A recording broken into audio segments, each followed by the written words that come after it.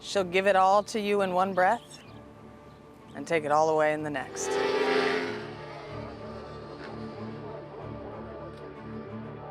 We're at Buttonwillow Raceway outside of Bakersfield, California. Today was our practice day for racers only, which I qualify for, which is very exciting. I get a little nervous with things with motorcycles, but she explained it to me. She was like, I'm on a track. It's a controlled environment. I have the skins and the suit and the hole and the helmet and and everything's measured. With motorcycles, you give something, but then you have to be there to catch it. And so it's kind of like playing chicken with yourself in a way.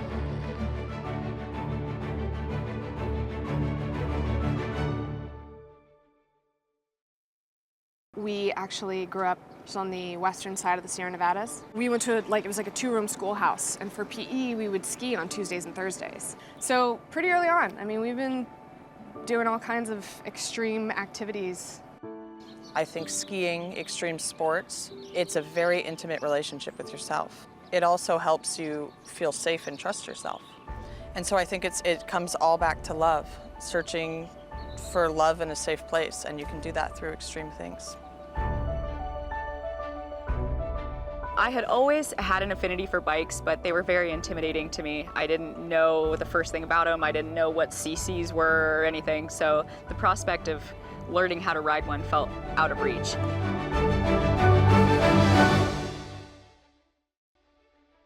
Roberto Santos came to pick me up on his red Ducati, and I remember hearing it when he was pulling up my street, and I was like, could it be? Is this happening?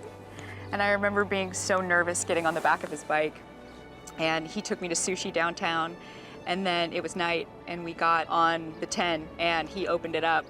I was holding onto the back of him, and I could see the speedometer, and we were going upwards of 100, and I remember kind of looking down at the pavement and acknowledging how consequential what we were doing was, and it enlivened me. We both came from a home that didn't provide a really safe and supportive environment. Sometimes with the craving of love, you'll search for it elsewhere. My mind historically has been kind of an errant environment, and when I'm on a motorcycle, I have peace of mind. I don't have my internal dialogue judging or critiquing what it is that I'm doing. I'm very present, and it gives me an opportunity to be bold. I'm just grateful that she's finally taken the opportunity to really go for it. She's breaking out of her past. She's living up to her potential. She's breaking a lot of boundaries just as a female. The strength that she has and the physical capabilities that she has is like its own art form. I've tried to learn to embrace being uncomfortable, and I've come to learn too that reaching just beyond your skill set oftentimes gives you the tools that you need.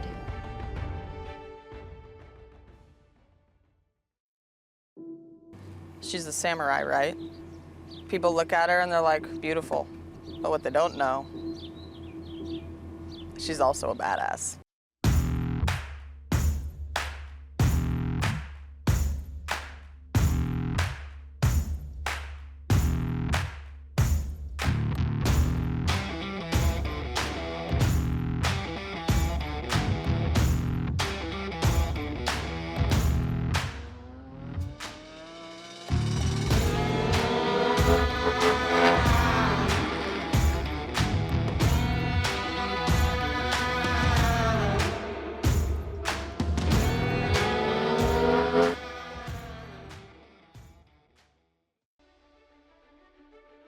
Listening to your intuition or your, what your likes and dislikes are takes an act of courage. I think that oftentimes what's best for you requires you to do something that you're uncomfortable with.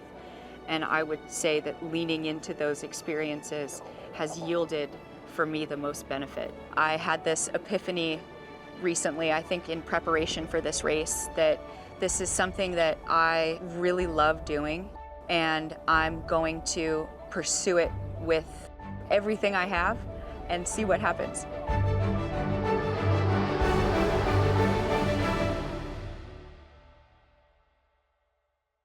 To learn more about Camille Conrad's journey, Visit the50athletes.com.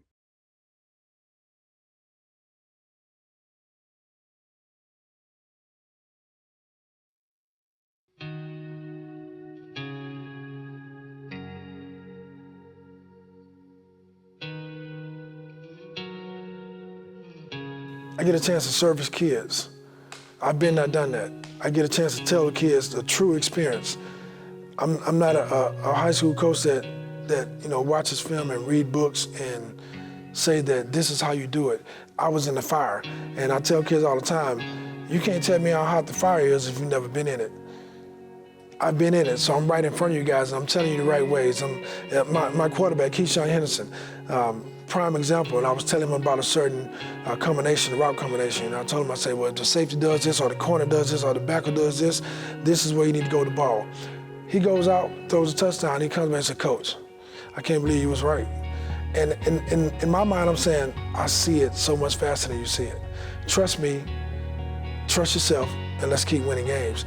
And he has bought into that because he knows that I'm not gonna steer him wrong.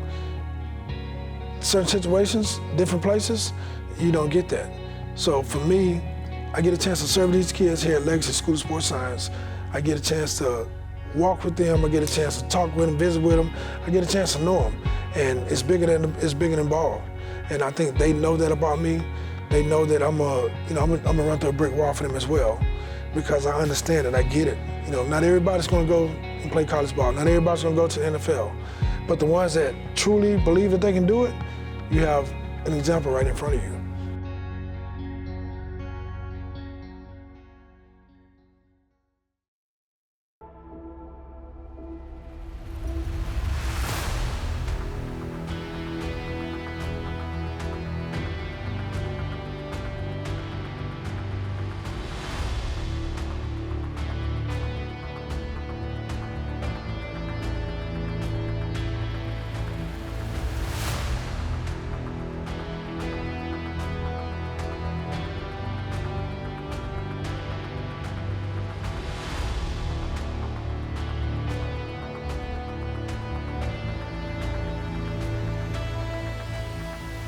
Football has taught me how to be a man.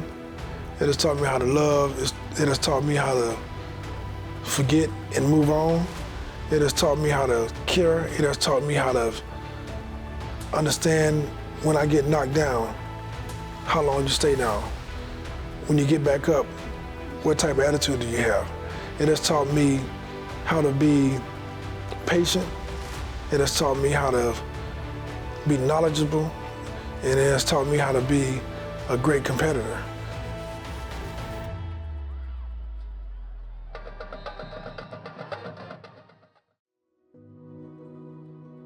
He's consistent with who he is as a person, so he does practice what he preaches. And he holds the kids accountable, right? But in a good way, right? So he's not someone that berates a kid or makes them feel as if the decision that they just made, their life is over. He's someone that walks them through it. So that's who we are as an organization, right? So we want our kids to see people that are basically titans within their industry or within their craft, but then also they can bring that experience and that knowledge to a regular student that's trying to figure it out, right? You never know where life's gonna take you. So, I'm just glad that I was able to do it for as long as I did. And I'm glad that right now I'm still, even though I'm not playing the game, I'm playing the game. Because I get a chance to service and watch these young men grow up to be adults. And I get to watch them, go from here to here. And I get to watch them sign letters of intent. I get to watch them, get offers from Division I schools. I get to see the excitement on their face. I get to watch them celebrate after a victory. And that will forever keep me attached to the game. What I believe, if you're not a champion, you better be doing everything you can to be a champion. And if you put the kids in the right situation and teach them and not yell at them, they get it, they understand it. Sometimes you do gotta yell, but they understand it. So for me, I've won on every level. I have a total of 18 rings.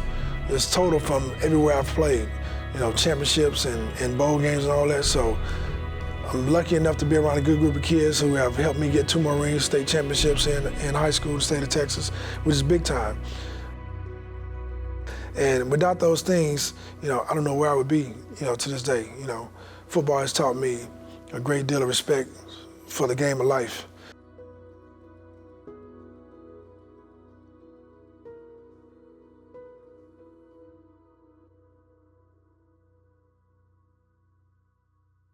To learn more about Michael Bishop's journey, visit the50athletes.com.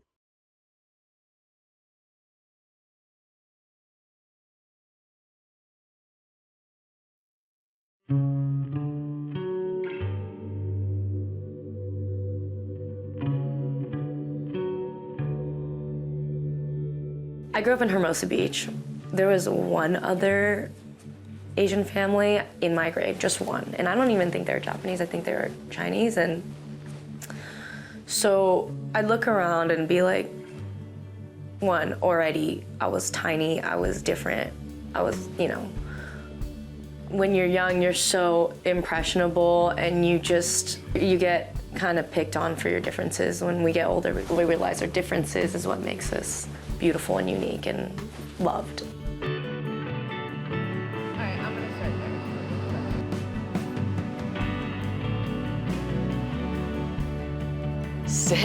Sara, when she was a kid, she was always like the stud. She was a stud athlete. She was kind of the light bulb, the spark plug, if you will. She was super energetic all the time, and she was always doing some sort of sport. Sara grew up in baseball. My dad, he decided one day to go to the commissioner in Japan's house. He didn't even know him, and every day went over there and knocked on his door, was not let in.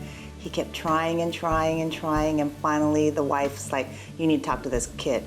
And then allowed my dad in, and somehow he got a ticket to Los Angeles and ended up working with side by side with Peter O'Malley. Back then, Peter and my dad were in their 20s still. This closeness that I feel is like hard for me to describe, but I grew up, my mom was really close with him, and a lot of people say she is like his energy. I grew up hearing stories about all he did, seeing pictures, meeting his friends, and like that he's made all around the world, across the way.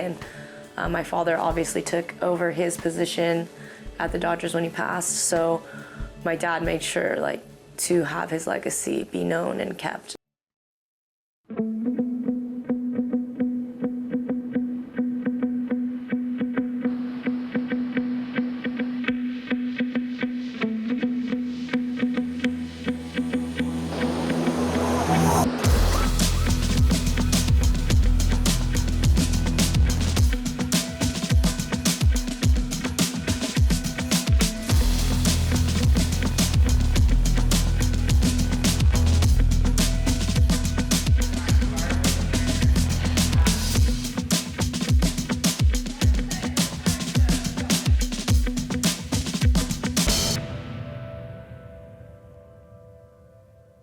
At the time when I was shooting Chasing Waves, it was a pretty long process. It was like a couple of years, a year and a half. And so for a portion of it, I was qualifying for the 2021 Olympics, and emotions were high. And I really just felt my grandfather present at that time, because I felt like it was fate. Like, what are the chances that I'm having a shot at the Olympics in Japan? It was really tough, but I was gifted with all the resources to make the most out of that situation. So I had to win the Japan Open to qualify for the actual Olympic team, which were the top 3 girls. They only put 2 in, and then there's the alternate. And unfortunately, I didn't make it.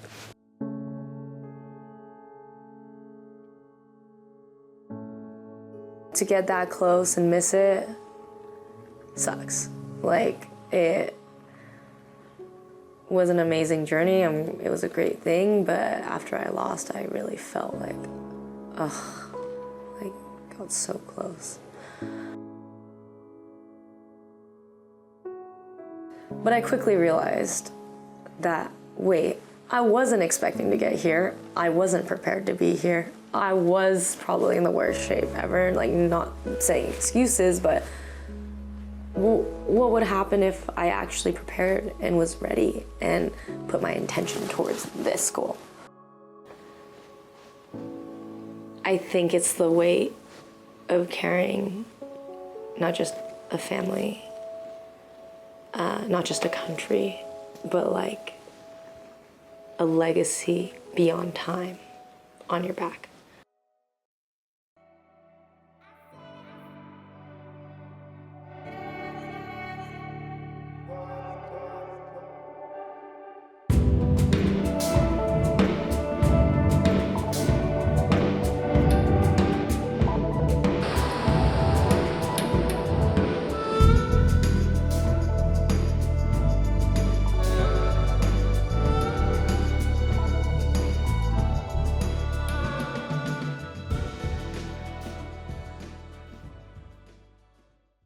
To learn more about Sara Kohrogi's journey, visit the50athletes.com.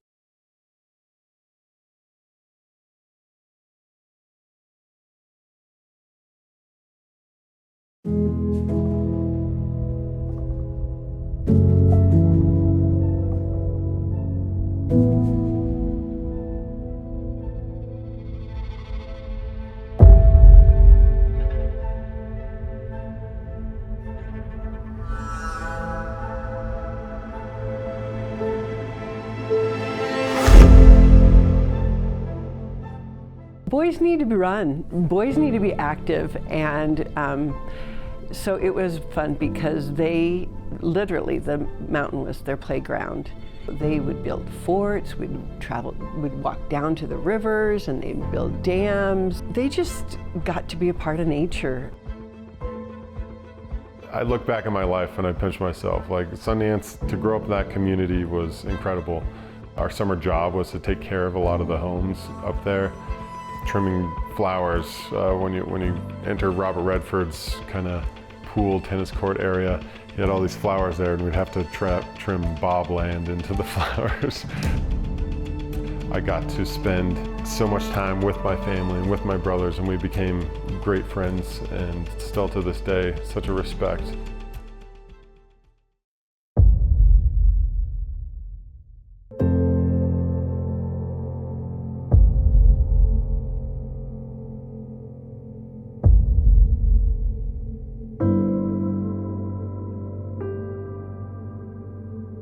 I wouldn't say Steven's a wallflower because he can't be. The hair, the tan, the looks and all that.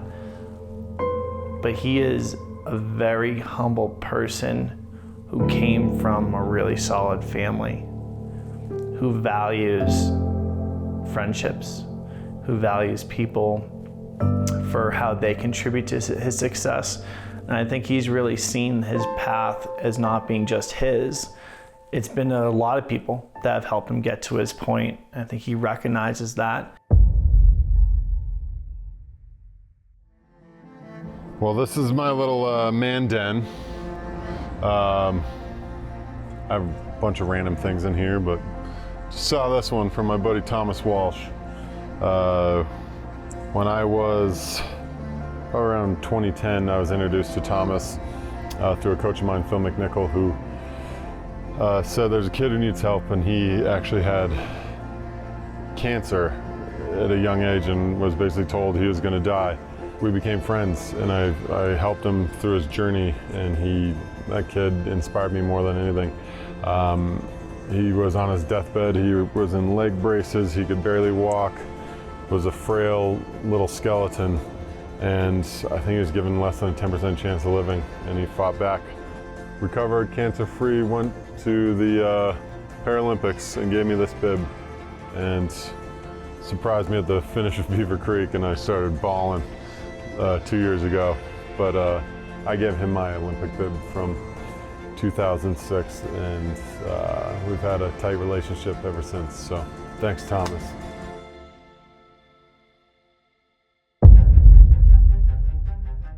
Skiing's not easy. Skiing's tough. Skiing will beat you down. There's only one winner.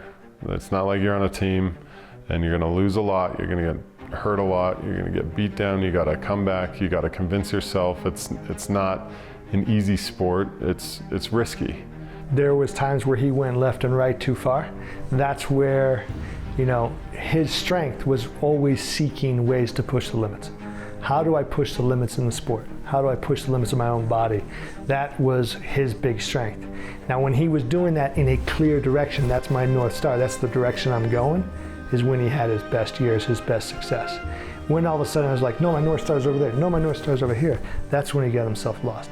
And that's what the difference is. Yes, you want to go that way, but you have to do everything in your power to get going in that direction in a clear way. And I think that's his strength, that he was pushing the limits. He was never satisfied with the coach saying, this is all you have to do. He's like, no, there's got to be more. So that's his strength, always pushing the limits. He was a good skier, as were some of his brothers. I better say all of his brothers, but what jumped out, he loved it. I mean, he just had this passion for it and just enjoyed skiing fast and just wanted to be on the mountain. And that love, that passion is what fueled him, I think, to keep going. Because you hit hard times or boring times, but again, that love of the sport, love of the game, I think kept him going. To learn more about Steven Nyman's journey, visit the50athletes.com.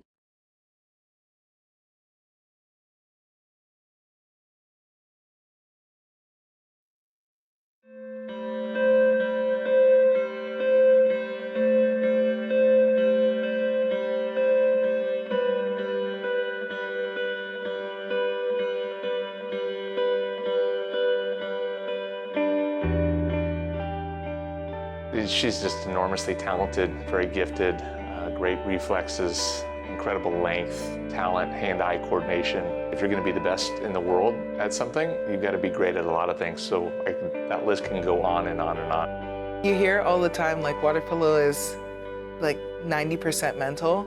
It's super hard physically, but mentally it's like very, very draining. And it's because you have to make so many decisions outside of just like treading and holding a ball and wrestling with somebody and moving around the cage and like launching yourself out of the water. You're making intelligent decisions and you're making reads, and there are moves that happen and you're reacting to your defensive position, your defender's position, and the shooter. So there are a lot of different pieces that you have to put in, and then you also have to be physically ready to block a ball. So getting to the point where I'm like, okay, I'm efficient with my energy, I'm smart, and I'm explosive. Like, I'm going to make these reads and it's gonna be scary. The goalkeeper in water polo is very similar to a kicker in football. But I would argue that the goalkeeper does a little bit more on our end. They're the position that is training alone at times in their specific group, but at the same time, maybe not training as hard or as much volume, but in that same breath, they are the person who you probably rely on more than anything, and they will decide whether you win or lose a game at times.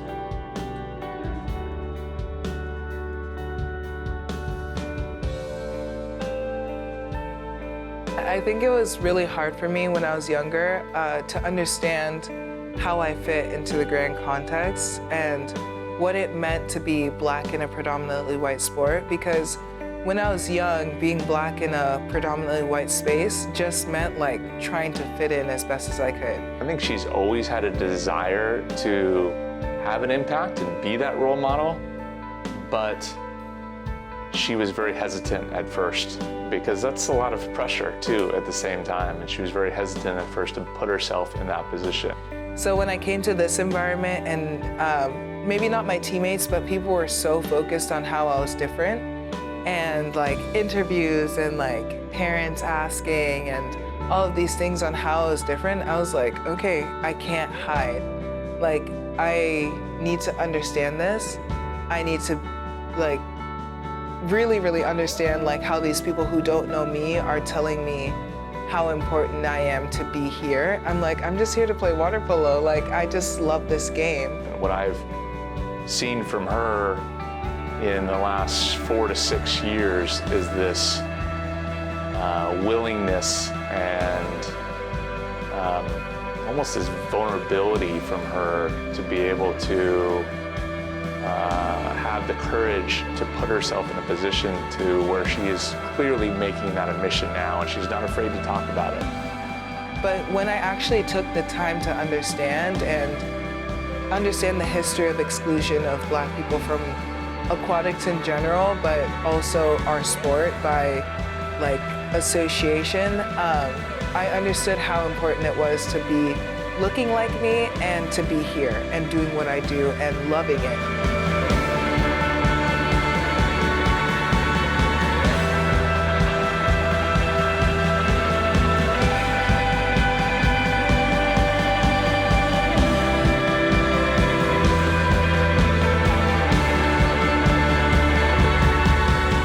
If you don't see it, you can't really imagine yourself there, and how much representation matters and how important it is to like be here and speak on it and speak on how hard it is, but also how rewarding it is, and just recognize how much opportunity there is and that someone has to open up a pathway to that opportunity and being willing to do so.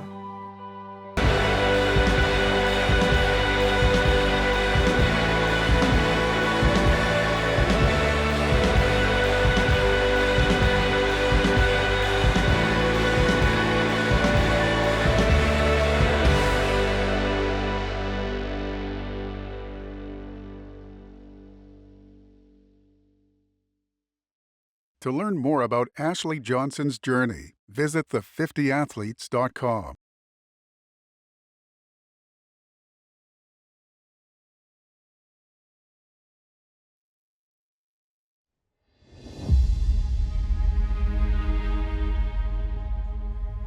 I think I look up to Steve a lot because not only did he accomplish a lot in sport, but he's just so well respected in the athletic community, not only in Canada, but in the United States as well.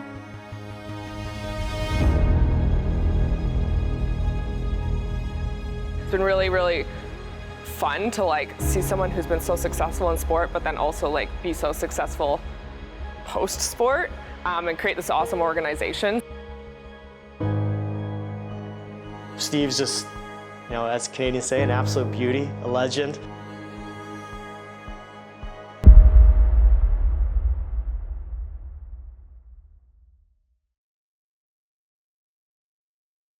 For me, I remember waking up a day and a half, 2 days after I won the Olympics, and literally it felt like I wasn't thirsty anymore.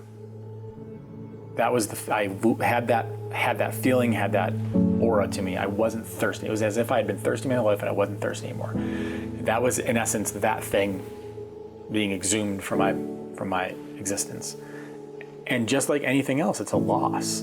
We cope with the loss of the sport. We cope with the loss of winning or losing, and our teams and our friends and the support system and all the things that are around us. But what no one has helped athletes to understand is like there's this thing with you, and that was the thing was with you the whole time.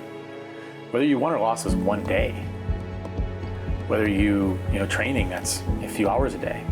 But this thing that drives every single motion that you take for decades just is gone. And I think that's the thing that to me, I think that becomes one of the biggest reasons why athletes struggle afterwards, whether they hit depression or not, but they struggle afterwards. It's the loss of that thing. I was fortunate, I found it in Classroom Champions. It was the thing that got me up, that kept me going.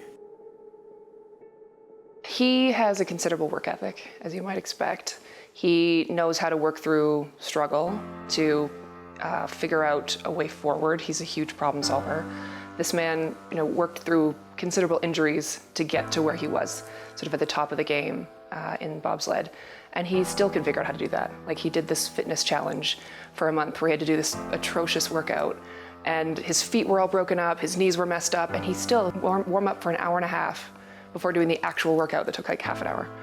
And so he has a way of figuring out how to get it done. And I think that's kind of the biggest piece of what he brought from being an athlete, is to figure out how to solve problems, do the work, get it done. He had, in his last Olympic year, he had sort of taken on a few classrooms himself. It didn't have a name, it didn't have an intention except to sort of bring the Olympics, the Olympic ideals, the athlete mindset to kids.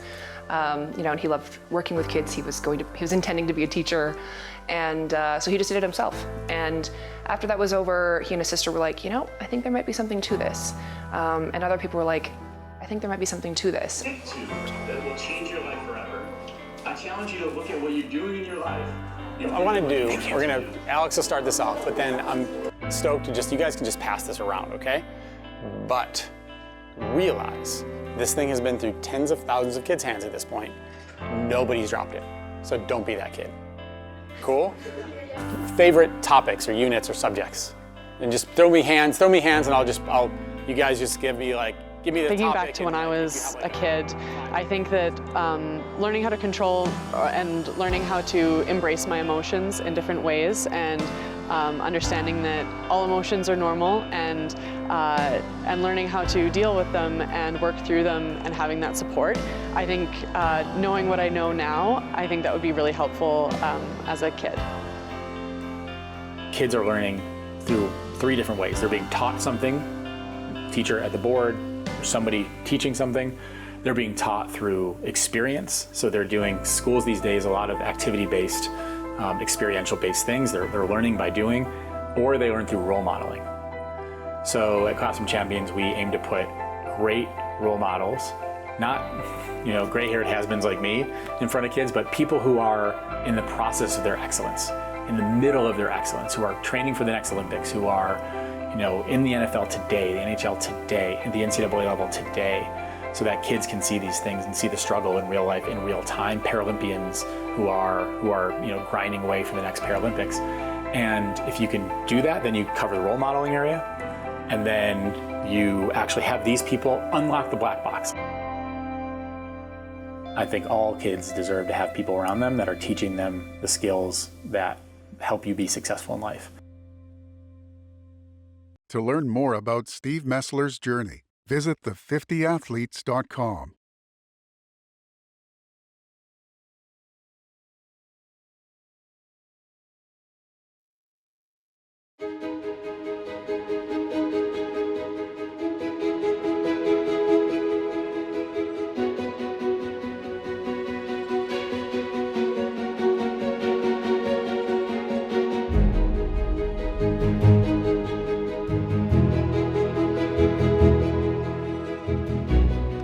The most athletic person in the family. Before my accident and after my accident, I think losing a leg kind of solidifies my spot in the family as being the best athlete, because I was able to return playing lacrosse and then doing different sports. But you still have my brothers trying to tell me that they were better athletes than I am. What has developed with me, especially after my accident, it definitely made me realize putting in hard work, and I actually need to put in the hard work to get to where I am. I never really had to go through something really difficult before my accident. I mean, I was blessed with a wonderful family. I was blessed with going to an amazing college and playing Division I lacrosse, and I never really went through a hard time. So when my accident did happen to me, I was thinking to myself that I was never going to be able to walk again, let alone play lacrosse or play sports. And that didn't sit well with me because I didn't know who I was. I mean, you see people with disabilities doing extraordinary things for people with 2 legs or people with all of their limbs.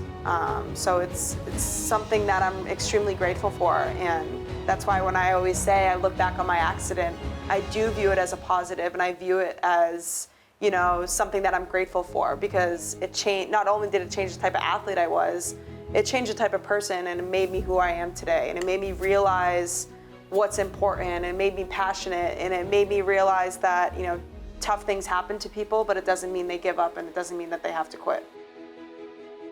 There were some moments in her recovery when she got to play lacrosse again. And as soon as she did that, she was ready for the next thing.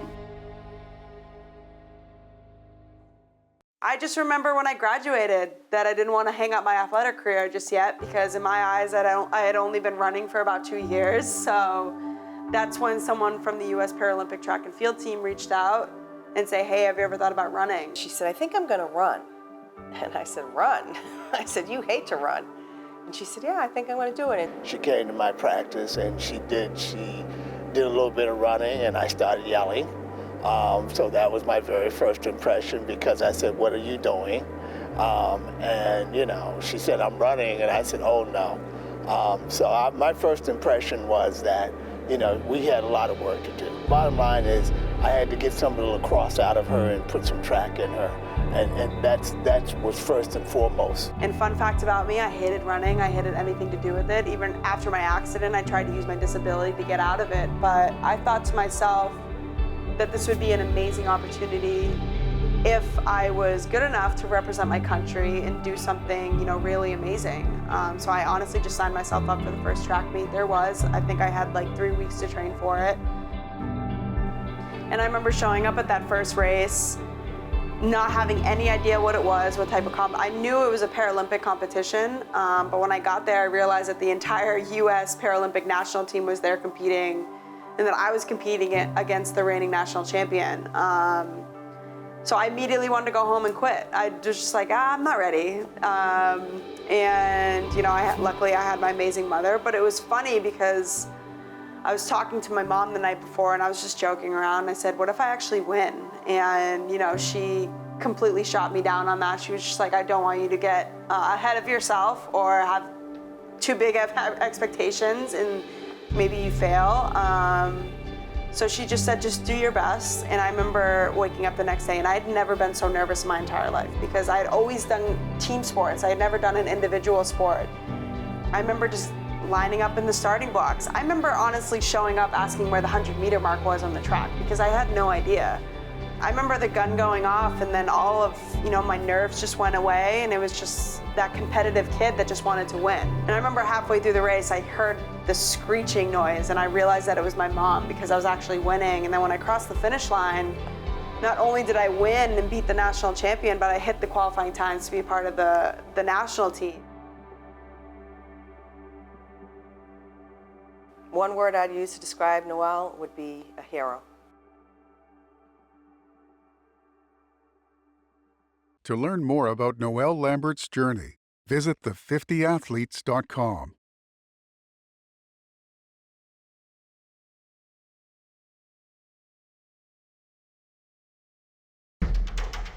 We have a lot in common. All of us have common interests. We don't really have a black sheep of the family where someone's not into martial arts. I think everybody really covets intelligence and physical prowess, and we all lift weights together. We all talk and about deep thoughts together.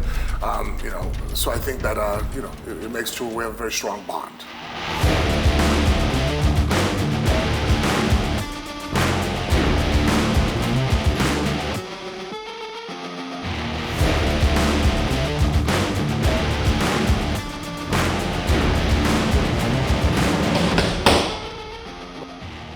There are times where hanging out with us, we take the fun out of stuff because it becomes a competition. I swing the pillow all the way up, break the glass, and smack Ronan in the face. And like he had like blood all over his face from the glass, and his head hit my face, and I was like, I have like teeth in my hand, blood everywhere, and it's like dripping everywhere. Because me and Case were holding up a mirror. So we were trying to pick it up because we want to see like who's stronger, and he picked it up and it slammed on his face, broke his nose. Yeah, there's been a lot of stuff we've broken before.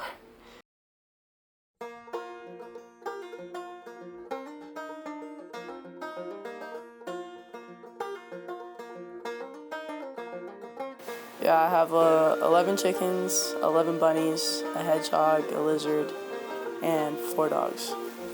Thule and Baby are the 2 teacup Yorkies. Gus and Meg are the 2 English Bulldogs. Kyla is our lizard. Pocahontas is the hedgehog. Bunnies, we got Thumper, Chip, Belle, Scar, Brave, Rapunzel, Genie, Tiger, Floppy, Dusty. When it comes to the chickens, some of them like look the same. So like we have the twins, and then we have our 3 reds. And then Maleficent's the black one. Who else? Oh, and then Jessie. She's like reddish, kind of, like from Toy Story. If you don't think that you're the baddest person on the planet, you probably aren't going to be able to get in the cage. I like to hype myself up, so I'm constantly just like, I guess like being cocky in my head. Like, I'm the best, you can't beat me. Like, I'm stronger than you, I'm faster than you, I'm better than you. Like, there's no way you could beat me.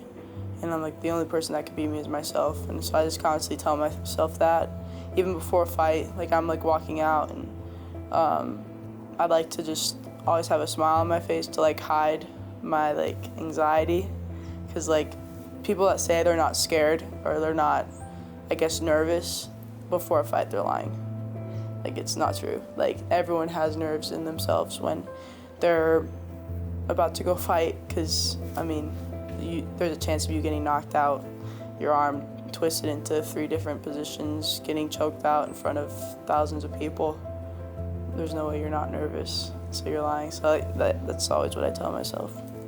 The only time I've really felt, I guess, like I want to hurt somebody is if, like, they were just dirty, like in a fight or in a wrestling or jiu-jitsu match. Like, that's really the only time I guess I find myself, because like you're trying to just, I guess, hurt me in a way that you're not allowed to, and I don't respect that. Like, after any match, tournament, fight, I always like find myself like being so respectful afterwards, because that's just how it should be, but some people aren't. So like, you like want to find yourself like wanting to hurt them, I guess. All I really think about is just competing and getting to my goals, winning titles, and just, I guess, being an inspiration to other people. I just want to show people that, you know, they put their mind to anything, you can do it. No matter how much hate you get, as long as you believe in yourself, you can do it.